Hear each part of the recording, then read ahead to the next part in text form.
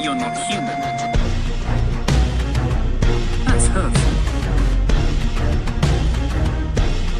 Are you that guy with the evil powers? I think everyone has dark urges. It's kind of my thing. Welcome, adventurers, to this episode of the He Who Writes with Monsters podcast. I'm D. Allen. And I'm Donnie B. How we doing today? We are doing good. It is episode 11. If you're new here, we are covering the He Who Fights with Monsters book series. And if you're a returning reader, we're going to go over to Donnie for what happened last week. Yeah, so last time we covered the beginning of what we've come to call the Shab fight.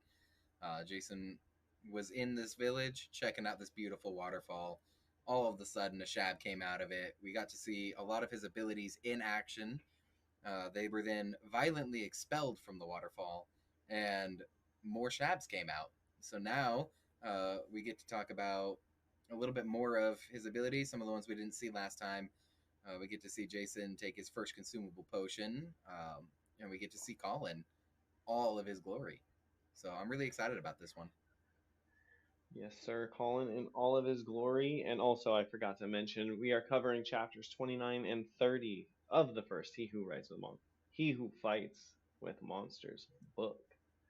Yes, we are. My word. All right, so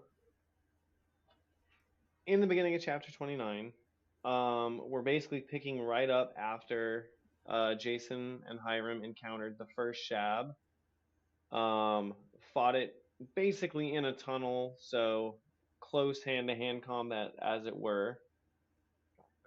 And we're picking up right after 17 of those things blasted out of an astral space and out of a waterfall with them as well.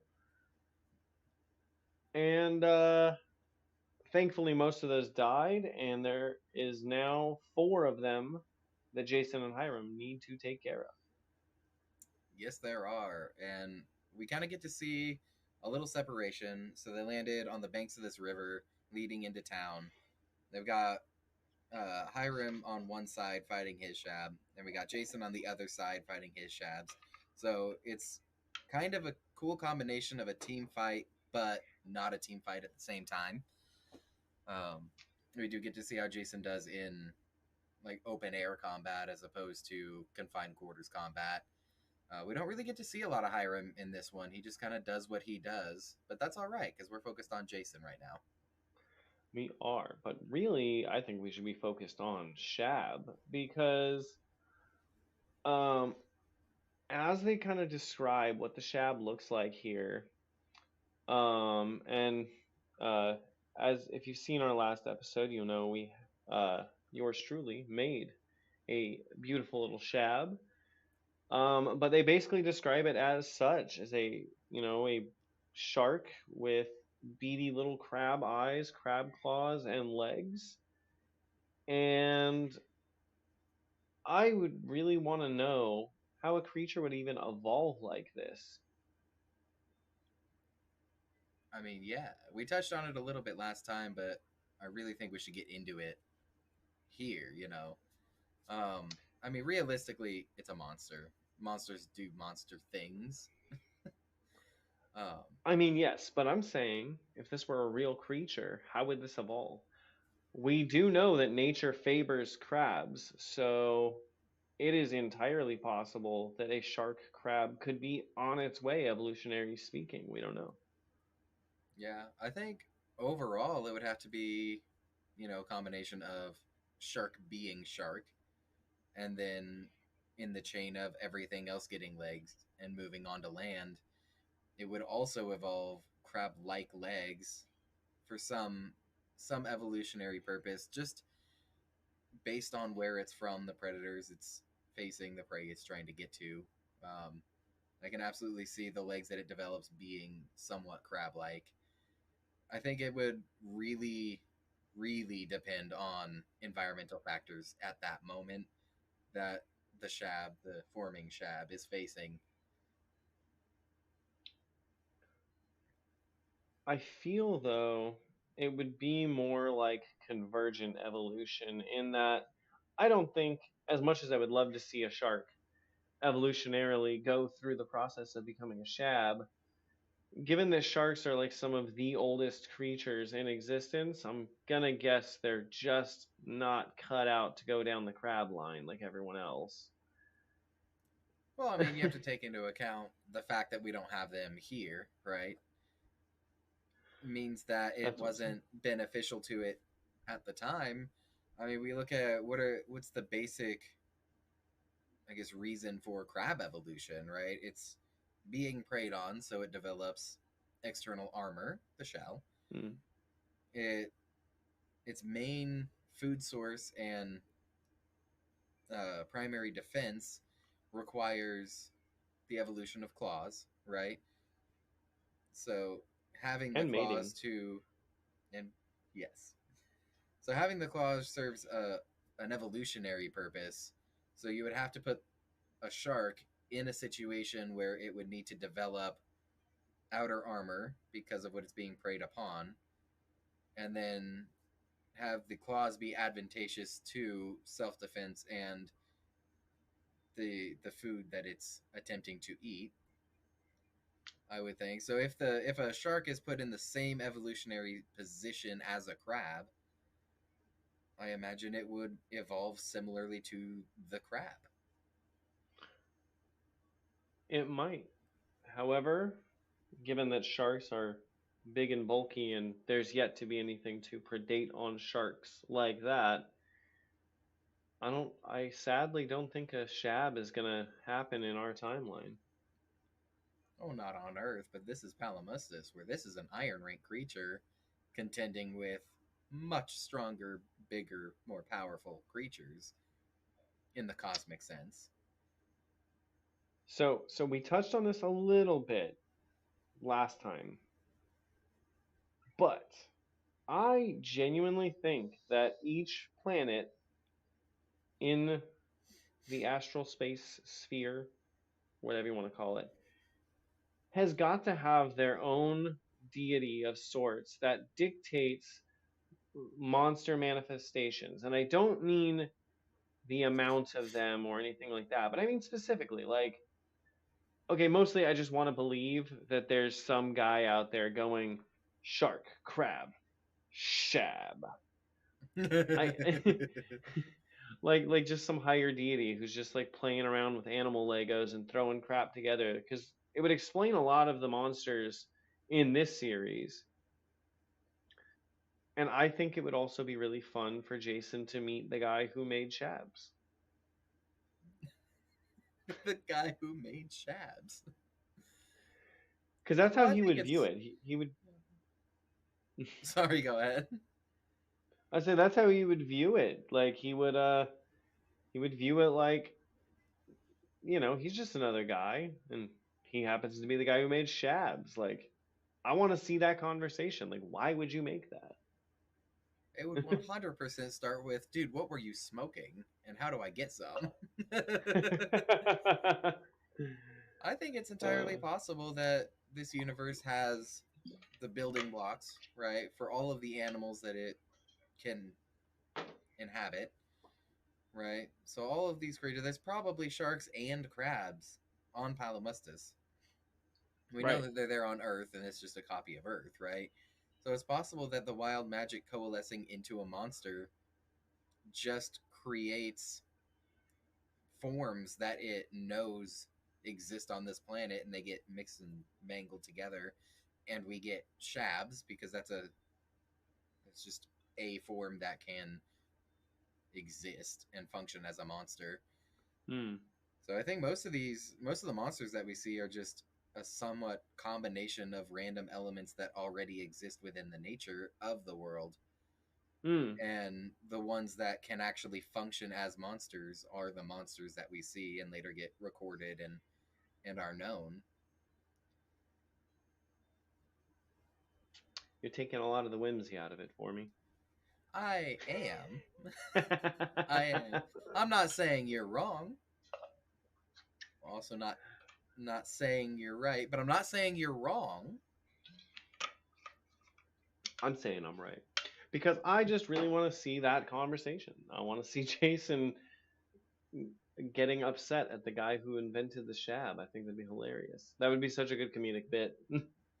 It would be maybe like a prologue or an epilogue in book 14 or 15. Right? That would be funny. Write that down. Write that down. Write Not you. that down now. Me? I don't have a pen. Not you. Shit. That's for All sure to lose. right. Oh. Well, either way, I still think it's a fun thought process to go down.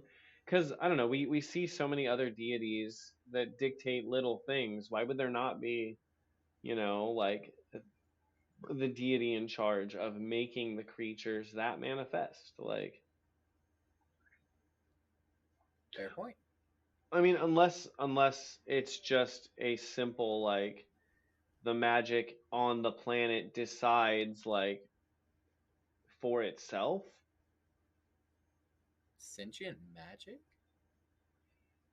I mean, it's magic. I couldn't imagine it doesn't have some level of sentience or something. Yeah, that's fair. That's fair. Maybe a bacteria living inside of it, Possibly. like yeast. Magicteria. Uh, yo, Well, yo. I wanna, I wanna see like some microscope action on some magical items, just to see if like, can you microscopically measure magic in Palimustus? Interesting. I feel Because like think about it. Earth would have been on that for a while. Well, Is that's there a a way good to point. distill raw magic into a tangible, confinable source? That's not a spirit coin. I was about to be like, Donnie, we had a whole talk about how magic manifests itself into tangible objects like essences, awakening stones, and spirit coins. Right, but that's all when it manifests into an essence, right? That's a specific magical affinity being physically created. I'm talking about the magic itself before it manifests, just the pure form of magic, the rainbow smoke that we see. Well, I mean, you might be able to bottle rainbow smoke. However, I think a spirit coin, as it stands, is probably the closest thing to un unaligned raw magic. It's just ranked, is all. That's fair. So hear me out. This is what just popped into my head. So you capture a monster, you put Hmm. it in a cage with a big Right. funnel on the top of it. Wait for the monster to naturally break down into rainbow smoke. Smoke goes into the funnel, right? Gets passed through tubes with a radiator around it so it condenses, just like a still, and have it bottled. So you want to distill rainbow smoke? Yes, I do. It'd be the most Uh, moonshine machine you've ever seen, but I think could be possible. And then you'd be And left with just a vial of rainbow magic. Is possible? I guess it would be question mark. monster magic. Of Monster magic. what if at the other end of it, it just condenses into quintessence? One way to find out. I just Well, imagine the other end of this still little tiny versions of the monster pop out and go down into this vial. that would be hilarious. Mini shabs. Hurrah. Okay, Just a beaker of mini shabs. you could sell them by the dozen. You could coat them in chocolate. No, no. No, no. So Hear me much out. wrong with What that. what if it advances your abilities by eating? It'd be like eating monster cores, but you're just eating condensed shab. Monster candy. How was he? How? Shirtaloon, how have you never thought of this? Probably because it's not Everyone's the best watching this idea, but or listening to this thinking these guys are idiots. That's these guys are why. stupid. Yeah, like, This is why we shouldn't like be given magic on Palimustus. If we were in Jason's position, we'd be moonshining monster candy. that'd be great. Oh, I We'd be the want to most see that redneck happen. wizards in the world. Hell yeah, that'd be great. I feel like you would just end up in the blood cult though, for Why the me? outfits alone. I mean, they're dope, but I don't have to be in the blood cult to get blood cult outfits.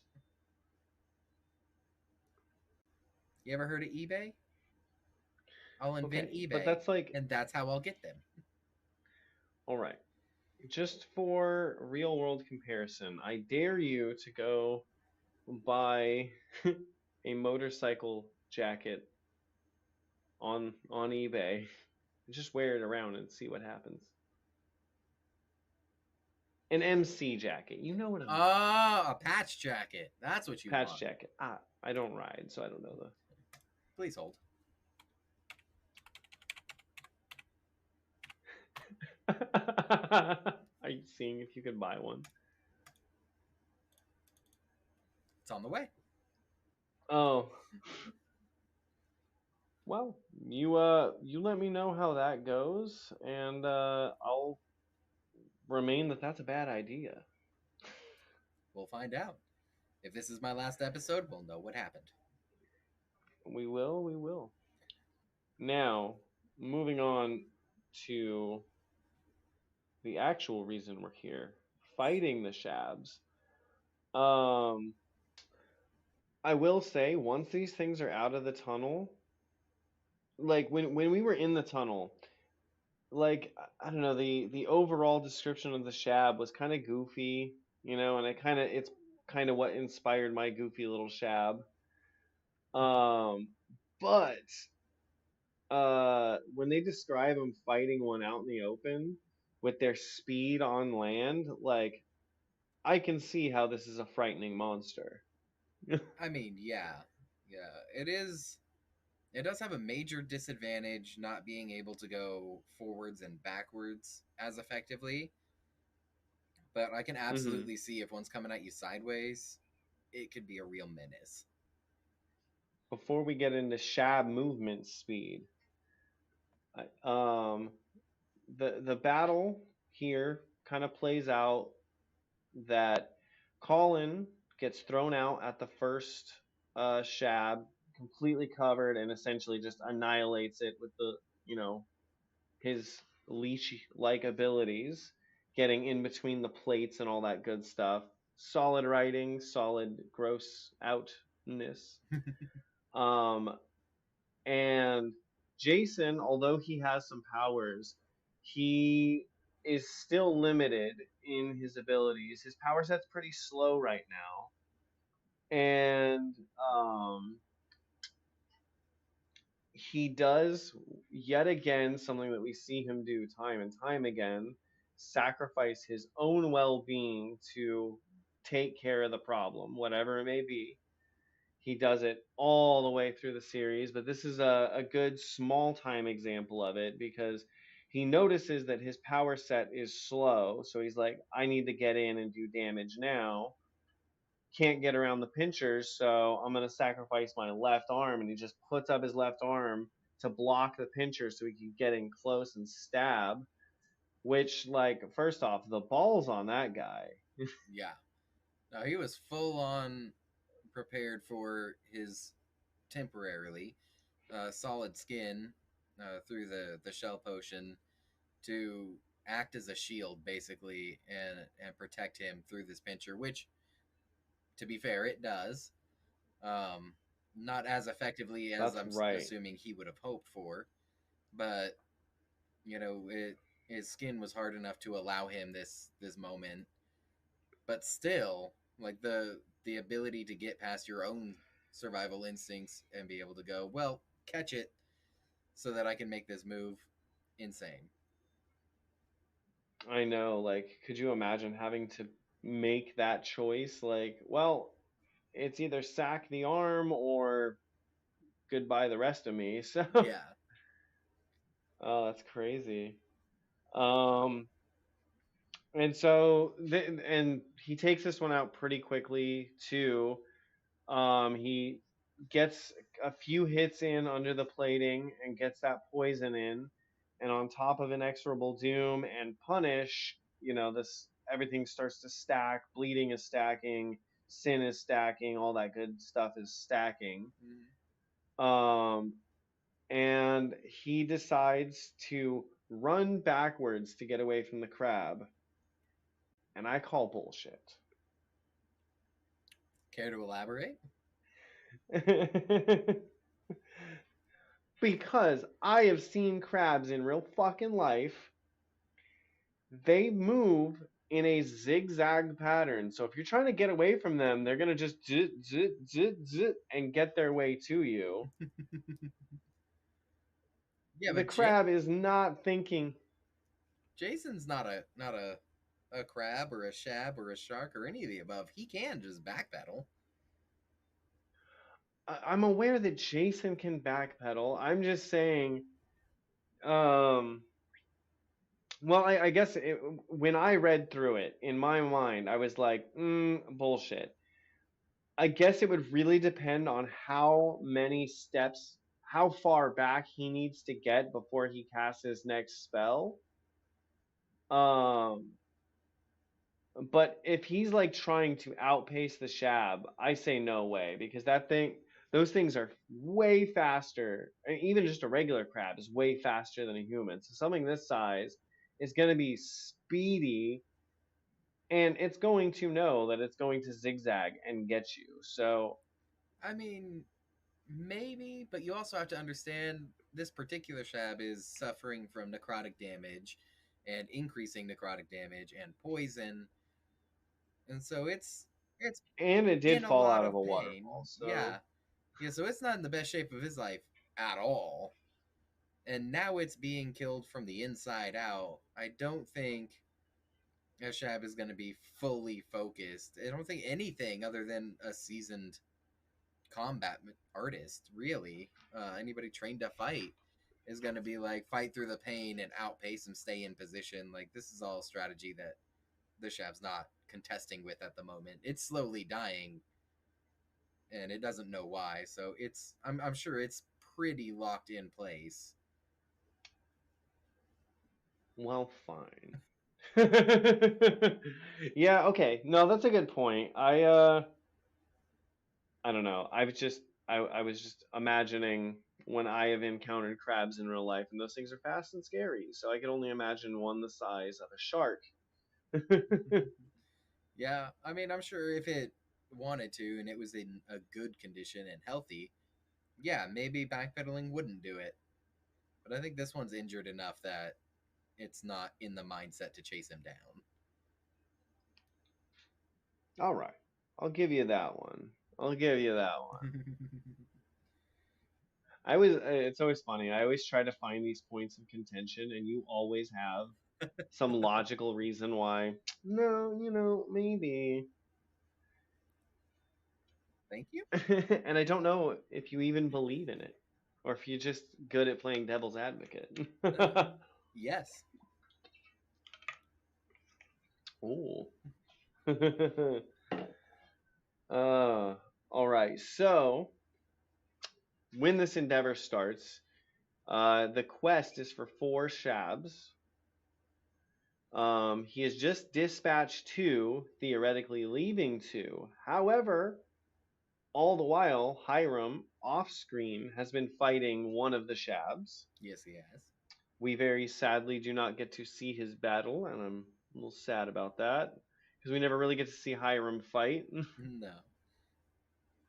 No. um, but after Hiram kills one of the Shabs, the quest number for Jason goes down. Like that Shab did not count. It actually removes 1 Shab from his total quest count in the Shabs.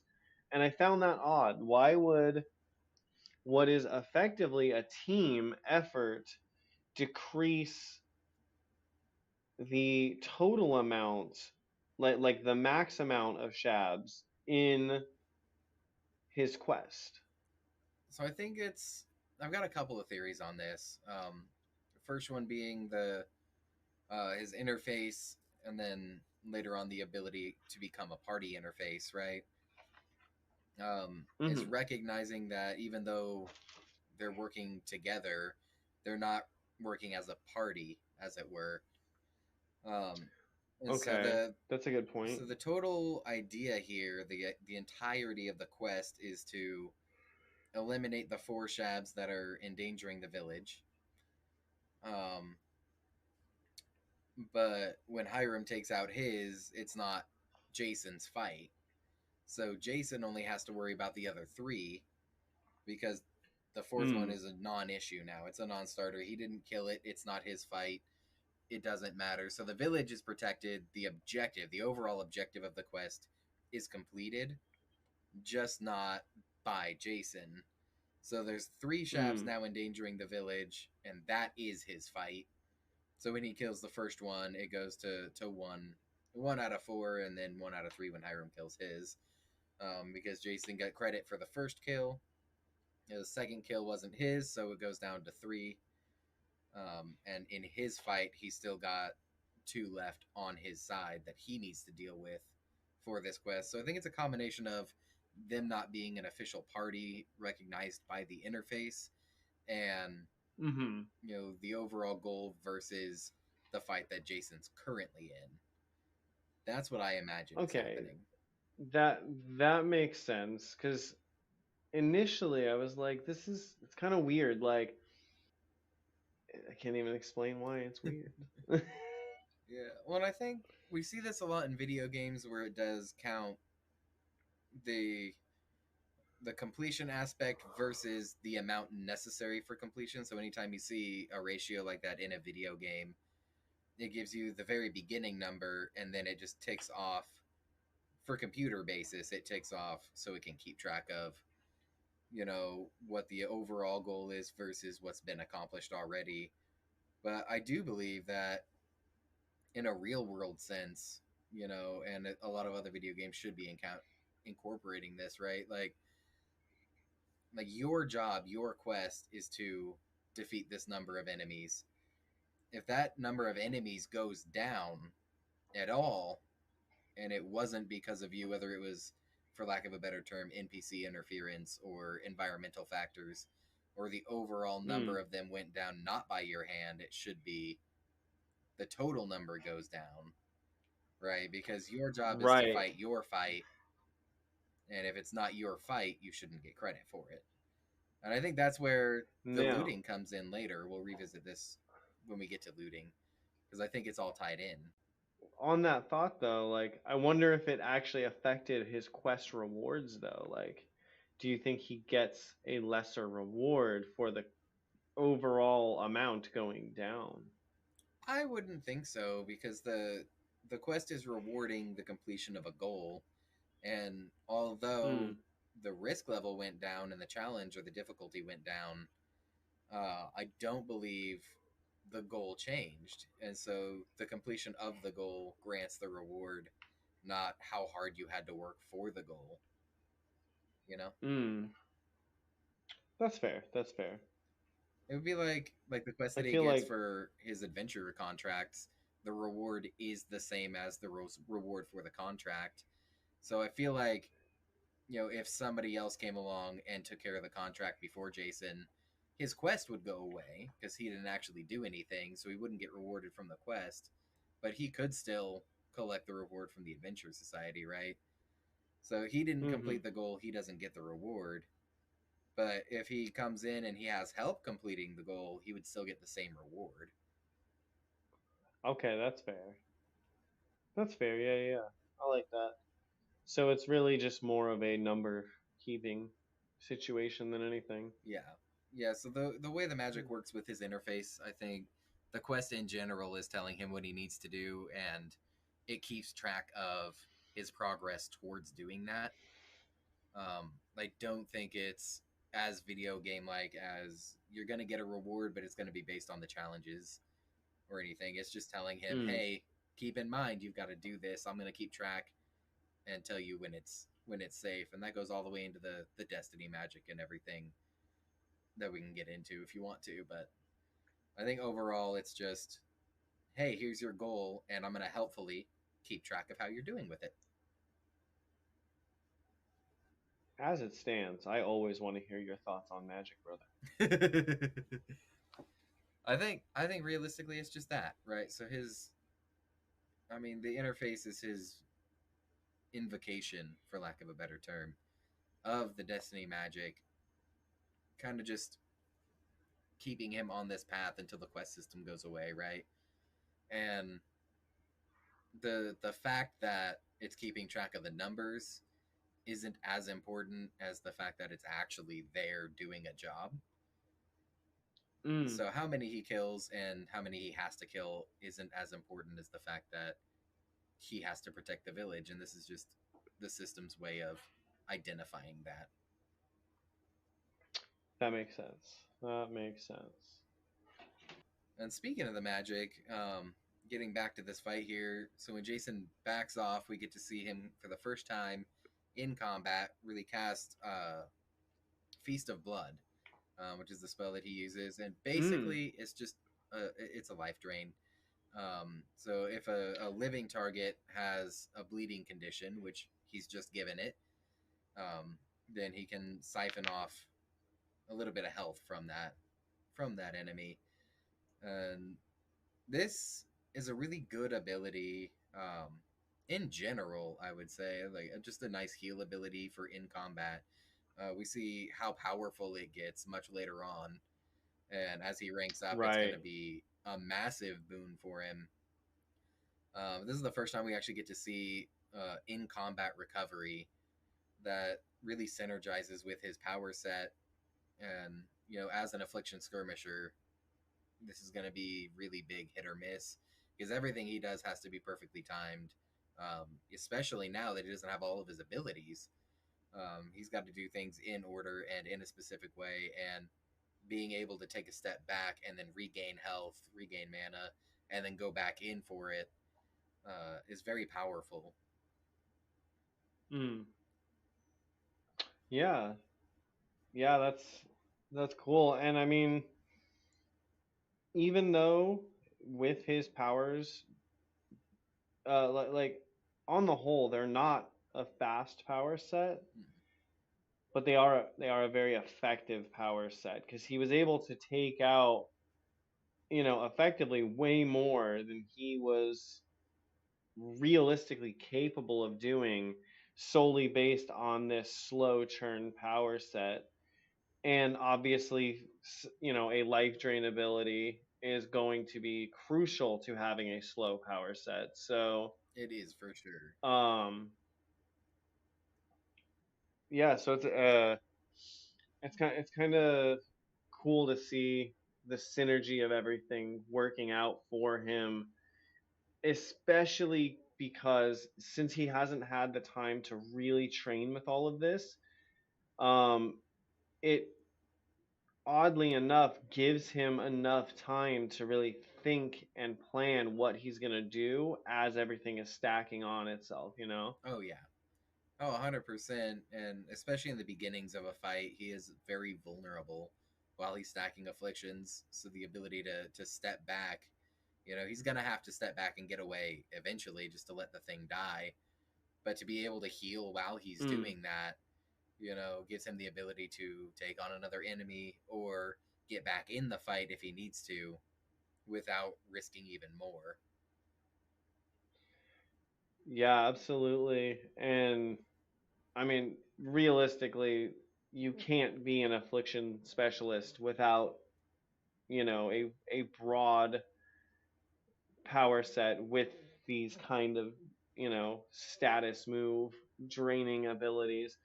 Like I said, still fully believe that Jason is just a Venusaur. Oh, yeah. Oh, we get to see other affliction specialists that have to hide behind a wall of defenders and healers. because of the Right. slow burn and the vulnerability. And being able to do that for yourself is what makes him one of the most powerful, I think, that we see in the series. Despite his unreasonable godlike ability to have luck and the impossible things Right. that he does just for fun, like I think this is one of his biggest assets, the ability to heal when so he doesn't need to carry a healer with him per se, whereas other affliction specialists might have to, is going to be huge for him. Right.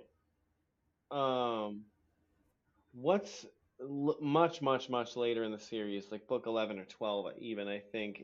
Which one is the town where they're all obsessed with everyone being like a pure typing, as it were? Like you only. That's Rimaros.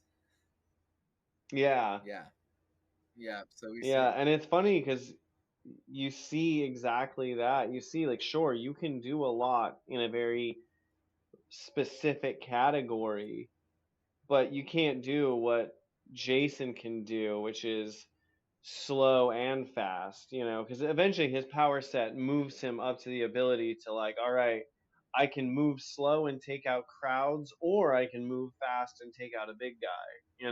Yeah. No, we will absolutely get into the whole argument between the Rimaros fighting style and the Vitesse fighting styles, and have that entire argument when we get there, because that is going to be a fun episode to do. We do have quite a few books to get through before we get there, but yeah, we're going to revisit that in full force when it happens. Absolutely. Now, one last bit of magic that happens before this fight ends is the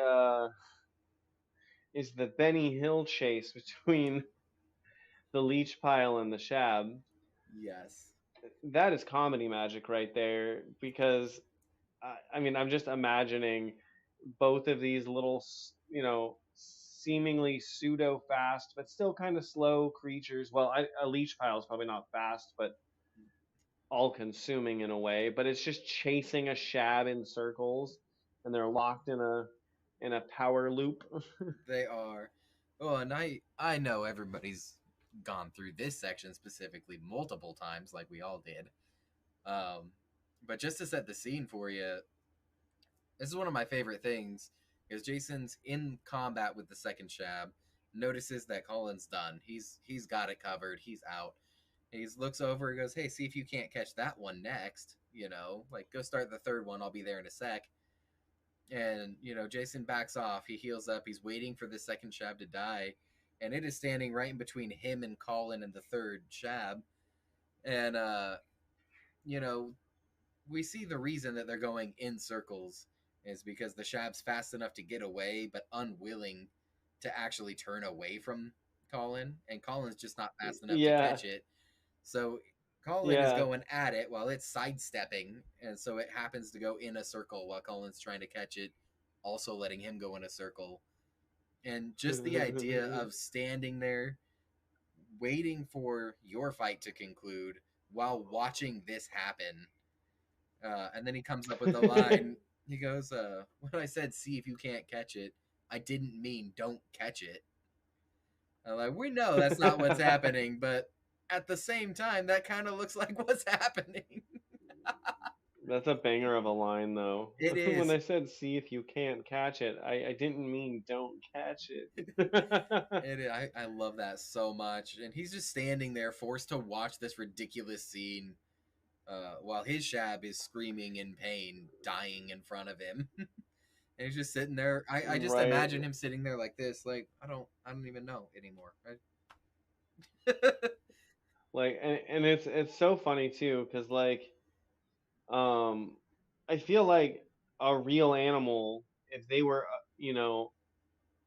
against a recognized threat, it could lock them into a loop like that. And now I'm like if it wasn't morally wrong, I would love to like throw a crab in with a bunch of leeches and see if they would do it. However, given how crabs work, he might just eat the leeches. So Yeah.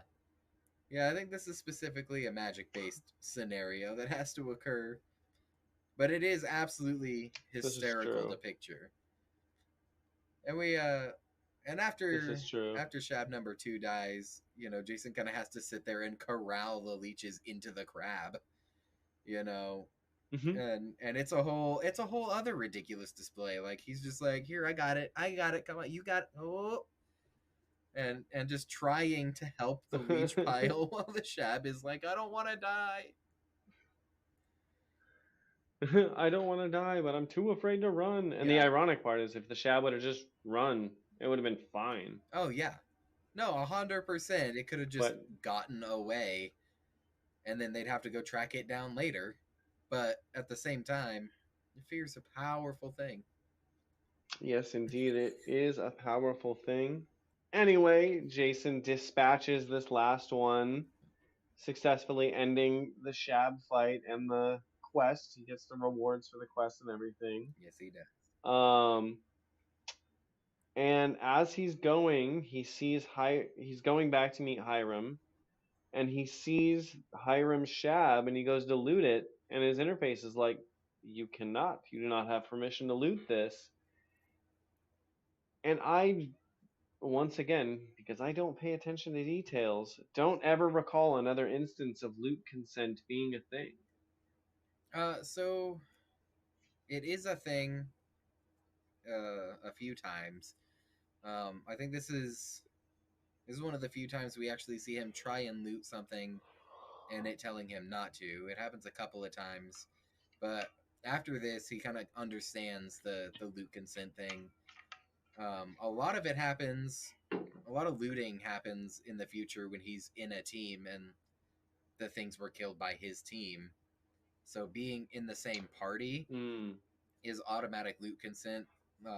So like with Neil's looting ability, he can also loot anything that Jason kills that's on the same field when they're on the Okay. same team.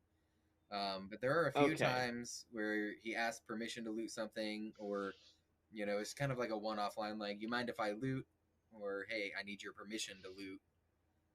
Um, so Okay. Yeah. it's always a present thing, but it's never like a big deal like this.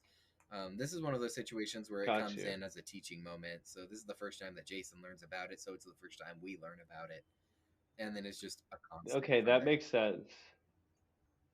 So anyway, though, he does get the permission to loot, and um I find it funny that he goes through all of this and essentially just ends up with like some low count stuff, like low coin count, low whatever. Does he get the essence from the quest reward or from the loot? I believe it comes from the loot. Yeah, so the water essence comes from this particular shab being looted. Mm, okay. Okay. So so then honestly him giving the essence to Hiram makes sense because Hiram did it. And I love Hiram's resistance to being given this essence because we discussed a little bit before that, like, an essence would probably cost, in our dollars, like at least 20, $30,000. Yeah, Like it's an entire car. So this scenario, like the hesitancy that we see from Hiram in accepting the essence, it would literally be like some guy you just met, you help him move his couch, and he's like, "Cool, man. Here's my brand new Corolla, all yours." right. Be like, "Bro, I can't take that. That's insane." Yes. Um, But I feel like I think this is a good example of something we see throughout the series, something that makes Jason stand out throughout the entire series. mhm. To Hiram, Jason gives him this water essence, right? And Hiram is seeing it as a gift from one person to another person. And he's like, "This is way too much." Like you said, all I did is help you move a couch, and the value of that essence to Hiram is monetary, and it's so Mm-hmm. much more valuable than he would ever need. But to Jason, aside from the fact that the water essence came from Hiram Shab, Jason sees the value of what Hiram did as an adventurer's job, and Mm-hmm. he's attempting to compensate Hiram, for lack of a better term, with adventurer pay, right? He's like, you did what an adventurer did, you get what an adventurer would get. His value is based on the job that was performed, not the monetary standing of that item in this society. And that's something that stands out Mm-hmm. way harder in the rest of the series. Value to Jason is based on what you did and how you did it versus what somebody should get paid or what somebody deserves to have. Right. And I think that like I agree with that because Jason, his value system is not set in the material world. There are many occasions where he is given opportunity for material gains or he's offered material things and he either gives them away, turns them away, doesn't care because his values are based in people and their accomplishments and their growth as opposed to anything so trivial as material things, money, be it whatever. Yeah. Oh, And the line that he delivers Hiram here is so good because Hiram's like, dude, I can't accept that. He's like, the monster came out of there. The village is over there. You stood right here in between them. Like, you earned this. What are you talking about? You don't deserve this. Like, yeah. you just stood in the path of danger for your entire town. Like, that is worth. Yeah, and realistically, I think if he would have pulled four complete essences out of that shab, I still think Jason would have been like, "There you go, bro, Yeah. all yours." Because again, it has nothing to do with money. And oh, I mean, we've talked about it before in a previous episode that Jason's relationship with money is exactly just it's a tool. It's nothing more than that. It's just a tool. He is not interested in material gains. He is interested in personal growth. This is the biggest lesson that I think Jason can teach all of us, right? Um, to Hiram, being an adventurer means you're in the adventure society, you have the badge. To Jason, being an adventurer means you stand in the way of those who can't stand for themselves. It's a Mm-hmm. perfect example of, does the man make the creed or does the creed make the man? To Jason, what you Right. do as an adventurer makes you an adventurer, not the badge that you carry or the people that you know. So in Jason's eyes, Hiram is an adventurer. Hiram is a hero. He is the protector because he did the thing that adventurers do. Yeah, 100%. And I love it because I think Hiram is described as a bit older, right? Yeah. Like he's not really been an adventurer. He's just been like a village guy, has like an essence or two. I don't even think he has a full set, right? No, he has the might essence. That's right. Yeah. Which is why he's in charge of Um, guarding the waterfalls, because he's one of the only ones with any essences at all. Right. And we see that, we take it for granted, even as a reader, that everyone in this world has got to be, fully essenced out. Everyone's a crazy wizard, but that's not the case. Like normal people still just live their day-to-day lives here. And, you know, someone with just one or two essences still is not that far above just a normal person. They just have some abilities that help them do their normal things. Right. But, that would be the equivalent of, getting a bachelor's degree or something. Like you have a bachelor's degree, you don't continue your education, you get the degree, and just live your life rocking and rolling versus someone who goes and gets a full PhD in the same subject you got your bachelor's in. Like, that's the difference between an adventurer and just a regular person with some ability, as it were. Right. um and it's cool to see that there is such a similarity even in a world like this, that not everybody's crazy wizard man. Oh yeah. Well, and that's the thing, right? Jason has his full set of essences, but they're brand new, and he doesn't know how to use them. He doesn't know how to fight. He's not even a part of the adventure society, but the people around him, just kind of assume he's traveling with adventurers. He's got all of his essences. He must be an adventurer. He must be better than, all of us. He must be Right. that level, just because he has these things. And I think it's a good example of, yet again, some of this like philosophical stuff that Shirloon throws in here. Once again, just pointing out the things that matter. It's the people and the experiences that matter, because their perception of Jason being already all geared up, good to go, is pretty much just based on a financial idea that, oh, he's had the money to have all of his essences. At least that's how someone like Hiram would see it. Oh, absolutely. And So, and possibly to someone like Hiram, someone like Jason is another class of person. It's a whole other thing.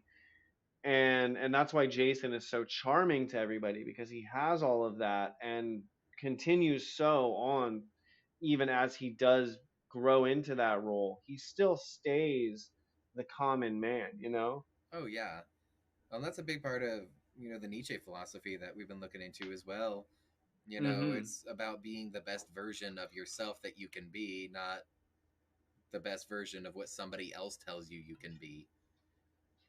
You know. Right, like not Superman in the sense of da da da da Superman, but just a super man, like superhuman. Like he's a human. He's an outworlder. Well, he's an outworlder. I Oh, you know what I mean. But do. he's a man, but he still he gains all of this stuff, but it gets close, but it doesn't ever truly shake his humanity. You know what I mean? Oh yeah. No, his entire personality is all about I'm better than I was yesterday, not I'm better than you are today. And Mhm. that's why so many people 100%. love him, no matter where he goes, because he looks at the common person who sees him as this rich, successful, powerful adventurer, and he looks at them and says, "Hey, I can learn something from you. Will you teach me?" And it's the humility and the humanity that people attach and latch onto and identify him with. And that's something that other adventurers, like even with Farah that we see, who's just a bronze ranker from Vitesse, you know, can even see, like, why are you so popular with everybody? Why is everybody, talking about you? How are you friends with everybody? Because she grew up in this, you're an adventurer, you're better, you're rich, you're better, Mhm. not, I still want to be me.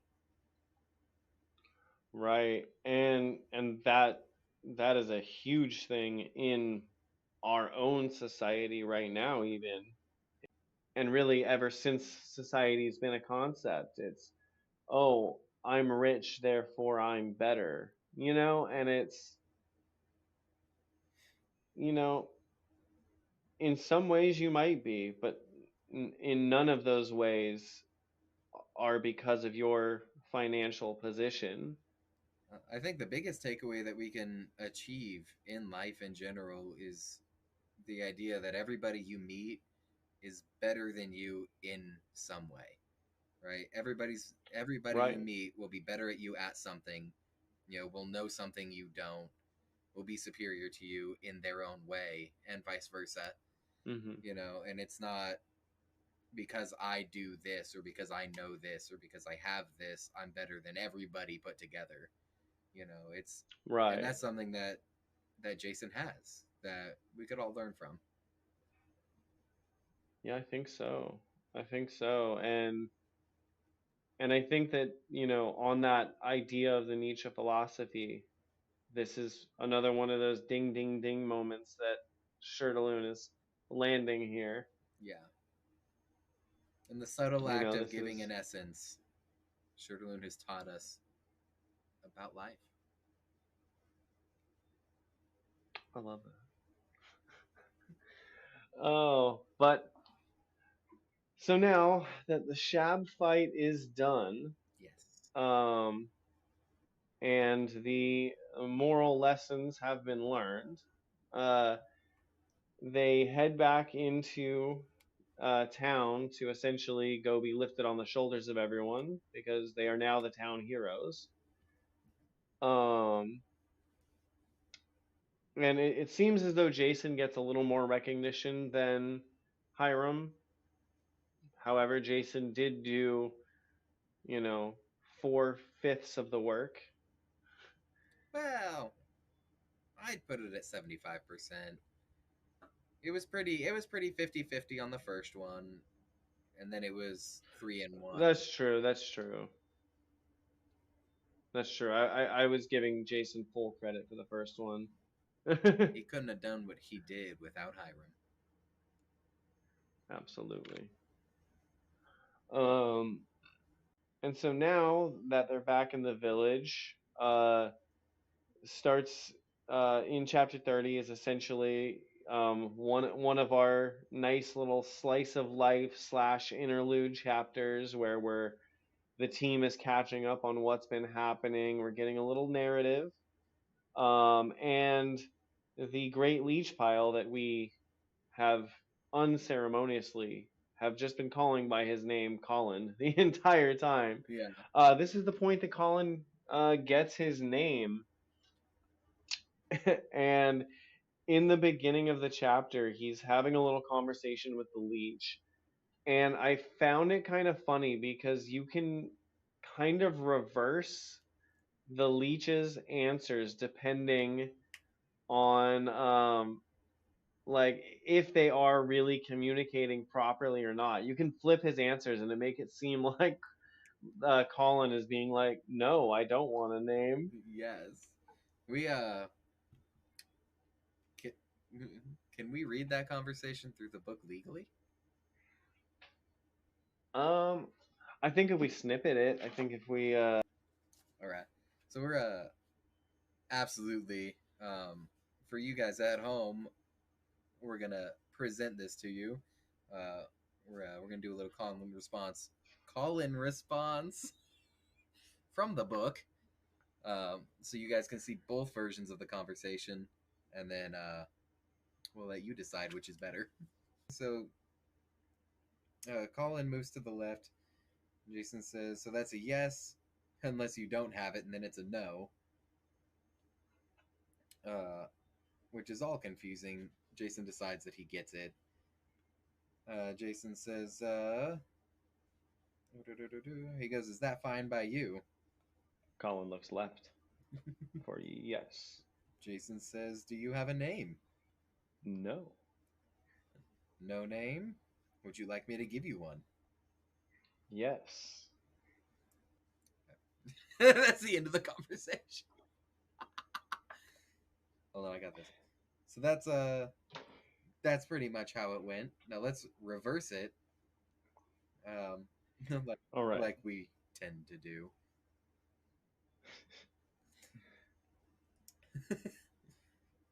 All right, so we start off with the implementation of the system. So left for yes, right for no. You have that? No. All right, I'm just gonna assume you've got that. Is that okay? No. Great. Do you have a name? Yes. No name. Would you like me to give you one? No. That's good. Jason proceeds to give him a name. That That is absolutely ridiculous when you reverse is ridiculous. So in reversing it, it literally could seem as though he already has a name and does not want to be given a name. And Jason's just like, yeah, whatever. I do think though that um, given what we learn later on about how Colin was brought here, I do think that Colin actually was answering as intended, like he was, like the system was working correctly. it. Yes. Um, because Colin is actually just a newborn baby apocalypse beast, and he don't have a name. He do not have a name. And I feel like Colin, as a He being, would doesn't. be smart enough halfway through this conversation. If he didn't have the system down, based on Jason's responses, he'd be like, Hmm. okay, we're doing it the other way. And then adapt immediately. Um, Oh, that's a good point. yeah. So I feel like even if he didn't have the system down, he would grasp it pretty immediately. But also, he needs Right. a name. He does need a name, and Colin is the name that is given for no reason. Oh, there's a very important reason. We just haven't got there yet. It's the same reason we get Gordon later on. So the reason this is a couple chapters later. The reason that Jason names his familiar Colin is because he's this amazing, incredible, super scary apocalypse beast of destruction. And with a name like Colin, people are not going to be immediately afraid of him, right? So if Oh you yeah, that's right. Yeah, he's like, well, I want a nice friendly name so that people don't automatically assume he's just going to end the world for fun, and doesn't assume that I'm responsible for ending the world for fun. And so it's a little That's a off-putting. good It point. immediately breaks down any guards that people had up because you see this creature come out called Colin, and your first reaction is no longer, "Oh my gosh, I'm going to lose my face." It's Colin. Colin, like what? Could you imagine if Colin then did end the world for fun, and the world just was killed by Colin? Then the astral beings will refer to the end of Palomustus as death by Colin for all eternity, and it still doesn't sound that bad. Right? Like, oh, How did the world he's end? a good boy, Colin. Colin. Same response. Colin? Colin? Like, yeah, you know. But here's the Oh. real question. The most important question with regards to this apocalypse beast.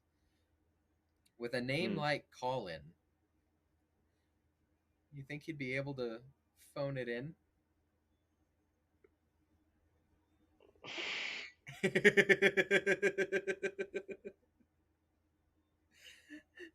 if I, he never comes back, he'll be able to call in sick. I I turned my camera back on too early. Yes, you did. Funny, I was actually thinking of a Colin joke too, but I didn't get there. You got there before I could. Gotta be quicker than that. Um, However, though, when he's given the name, though, despite our joking that he could not be doing it, I do think that already at this point, I just got the joke. what? Oh my god. For context, I've read through this series 4 times now. I just got the joke. Which one? When Jason's in trouble, when he's in danger, call in the apocalypse beast. When in doubt, call in the apocalypse beast. I mean, it works. Do you think that is the intended joke? That has to is be that the line joke. is that line ever been delivered? No, I don't think so. Not like that. Oh my on. I guess it would. That has to. There is no It might way be. Shirtaloon didn't see that coming and do that intentionally. I mean, but I I would feel like Gordon would also work that way if that were the case. Gordon, the Avatar of Destruction, Avatar of Death. He's an Doesn't Avatar of work. Doom. When in The doubt, Avatar of Gordon, Doom. the Avatar of Doom. It doesn't work as well. Call It doesn't in the work. Apocalypse Beast. I mean, I do like that though. It does work. Holy. uh, Now but that what we're I was gonna thoroughly say off though track, is, yeah. Go ahead. now that we're thoroughly off track, I do think though that Colin already really trusts Jason, because even though Jason hasn't doesn't have all the skill in the world, he sees that Jason is a good thinker and moves well in battle, and Colin lives for battle. So Yeah. Colin lives to destroy things. So if he sees that this guy really is down to destroy things, I think Colin's like, yeah, man, you want to give me a name? Whatever name, man. That works. Oh yeah. No, I think this is the Um, beginnings of their full bond as familiar and summoner, and it only grows deeper from there because we do see those moments of let's destroy everything that pair nicely with the moments of time out, let's take a step back, don't eat that. And it's a fun play, a dance, if you will, that they do back and forth, and I think there's a lot of respect going on between the two of them. there is. Now, for some context that we walked over, by the way, um, after the battle, where he decided to go was to the inn in this village that they were staying at.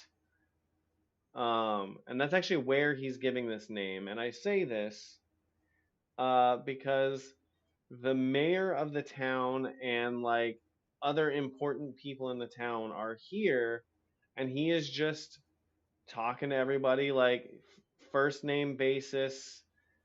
And we've talked about it a few times. But he really does have a baffling popularity, and I genuinely think, like I said, we've talked about it, but I think it's his normalcy that makes him so popular, because as we've seen, both in a financial, like monetary sense, but also social status sense, adventurers are just, they're elevated above the normal people. So to have someone with all of these abilities and crazy stuff, but still be able to just talk about what you made for dinner, Yeah. I think that's what gains him that immense popularity, like right off the bat. Like he is in this random town.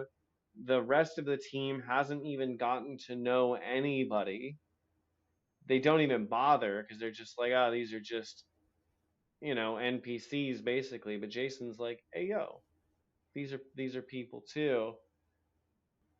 So so for context, we're back in the village. We're in the inn that they're staying at, in the outside patio garden type area.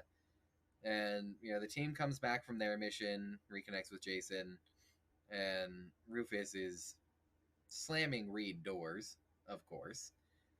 Mission didn't go Somehow. well. Gary and Farah sit down with Jason in the courtyard to have some fruit punch, and this is where Farah makes the comment of Jason's popularity. She's like, "Why is everybody That's right. talking about you in town? Like, everybody's talking about you." And Gary's interested in the fruit punch and the familiar, of course. And so this is where we really get context on what the team was doing while Jason was shabbing it up. Yeah, that's right. And so they were trying to go after the guy that set them up. They found out he was hiding in the desert, only to find out that Anissa has since dispatched him and he's no longer alive. Yeah. Thus the slamming Which, of the raid like, doors. yeah, which, like, Um, hello. Excuse me? Why would you do that? Like, I was about to say, has none of them seen like CSI? And well, no, they haven't. No, they haven't. They haven't. And it's fun. It's kind of funny too because Jason is like pointing out that like, yo, I think he even says like she's on the shonk, which for context, what you had the context for that. What was the actual translation of that? That's unreliable or deviously dishonest. Basically, like I don't know, what would be an equivalent? What would you call somebody that's not vulgar? That's like this. That's not that's not vulgar. Is Yeah, that what you said? vulgar. Oh, got you. What?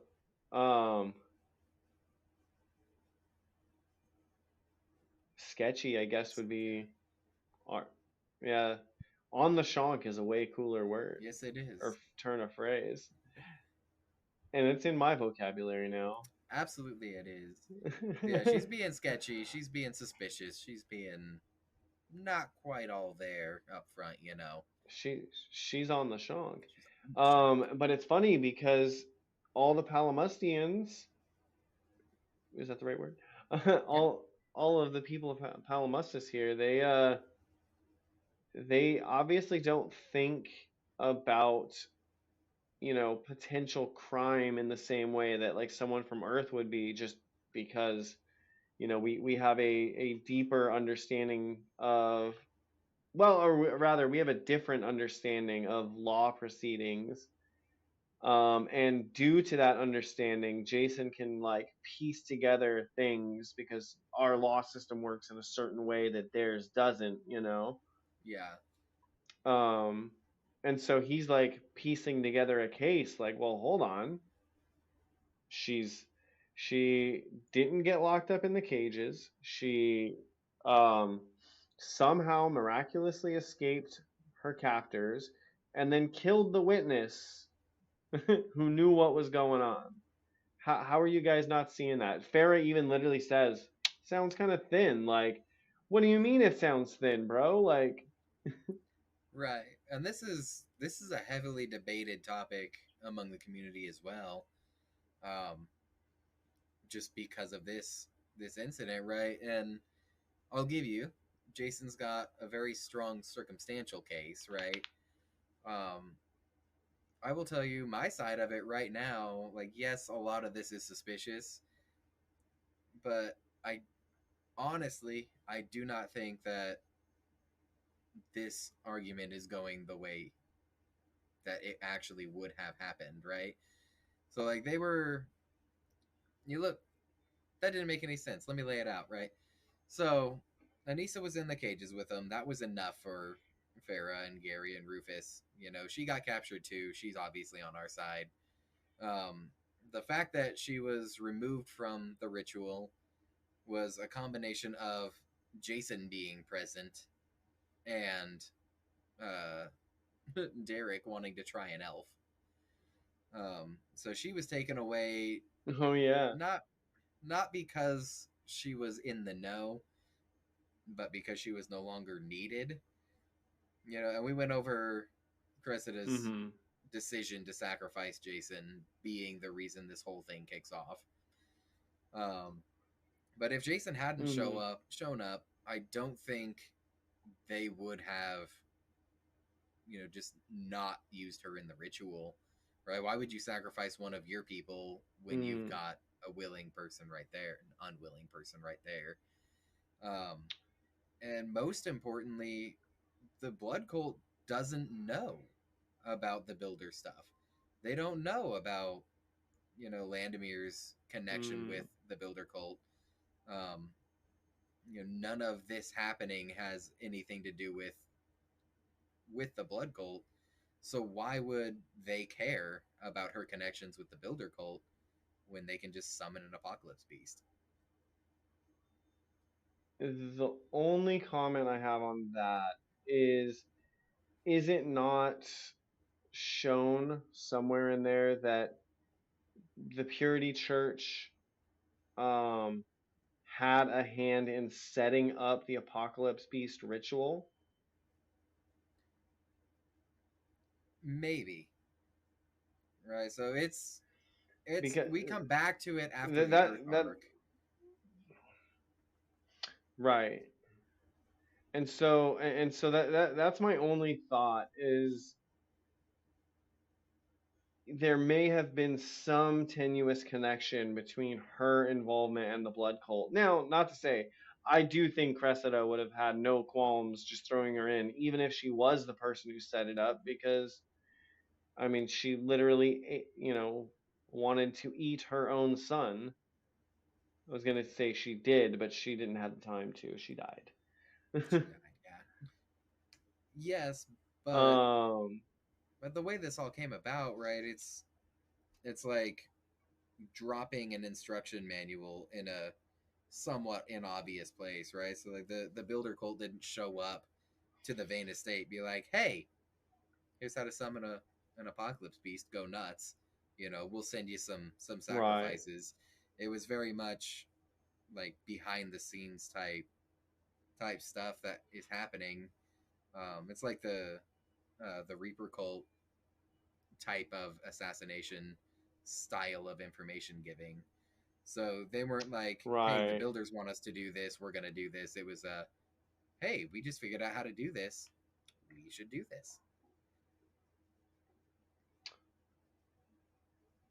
Yeah, okay. That, that's a good point. That is a good point. I don't know, but either way, I think at the same time though, like I don't see, if there was some later involvement, I don't see why Cressida wouldn't have just thrown like Daryl or Dougal in. You know what I mean? Yeah, and to be fair, on the whole, this entire conversation is basically just a side order of foreshadowing with their fruit punch. Yeah, So full full respect there, but also I really don't think anything he's saying while alluding to future events is actually has any merit here, right? right. Yeah, and you're right. And at the end of the day, fair is a bit right too. Like, if you tried to present this case to a judge, they'd be like, well, she was on your team. You guys were looking for that guy. She helped you take out that guy. You didn't Yeah. get the answers you wanted, but technically speaking, she was acting in the interest of the team, just not in the way that the team was interested, Yeah. And that's the biggest thing, right? technically. Like the reason that Rufus is so mad about here is because he feels responsible. He's very hard on himself to succeed. Um, we find out a little bit about the Remor Academy and Vitesse and the background that they came from. And, he failed and he wanted to find out why he failed. And Anissa took that from him. So he's obviously upset. Like, in his mind, how could I possibly lead my team better if I don't have the opportunity to learn from what I did wrong?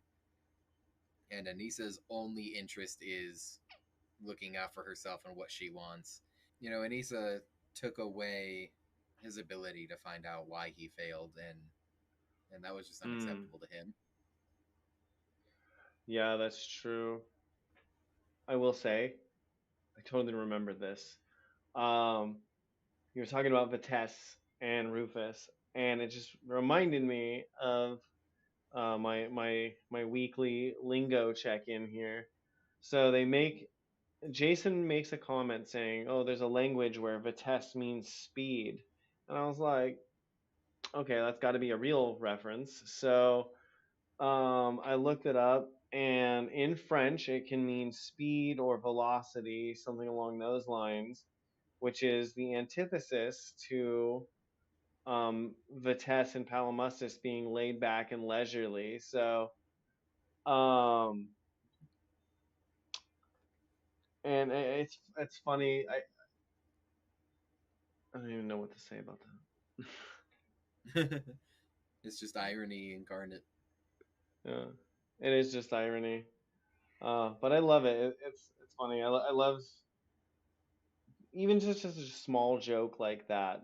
Like here's the super leisurely town. What's its name? Speed. Fast. Uh, Yes. but anyway, back on Anissa. Like through all these interactions, like uh, he's got Colin just chilling on his shoulder, and she is like, "What is that thing? We need to burn it and him with it. Like, what are we doing?" Even going as far as to try and snatch it off his shoulder, which Gary comes in like a bro, just like, "Nope, get out of there." That's not happening. Um, but like, if anything, that alone, like this person who's supposed to be on your team is disrespecting the guy who just saved the town, and even says, like, why is everyone treating him like he's the town hero? Because he's the town hero. Like, I'm sorry, ma'am, he's literally that. He's him.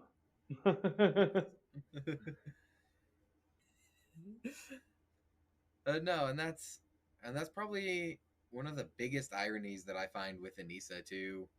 And she's like, he's tainted, he's impure, he needs to die and burn. We need to cleanse this place of his being. And Rufus is like, yeah, we're not doing that. You don't get a say. You're off the team. And this is when Anissa, racist as all hell, comes in. She's like, humans, you're all filth. Which, reading back, is probably the funniest thing ever because way later we get introduced to the Order of Redeeming Light with Sophie's mom, who's Hmm. like the most radical purity offshoot. And their entire goal is to make everybody human because anything but human is unpure and unclean, and they all need to be human. And That's so it's right. it's like I really, really, really wanted to see Anissa meet the Order of Redeeming Light and just to see what would happen. She's like, That would humans be are funny. unpure, and they're like, well, we're purity, so we know, and you're not human. You're a fucking elf. Maybe you're the one that's unpure. Maybe you're the one that's unpure. Well, and then that could start like purity faction wars, because like where's the elf purity church? You know what I mean? Like if it's Yes.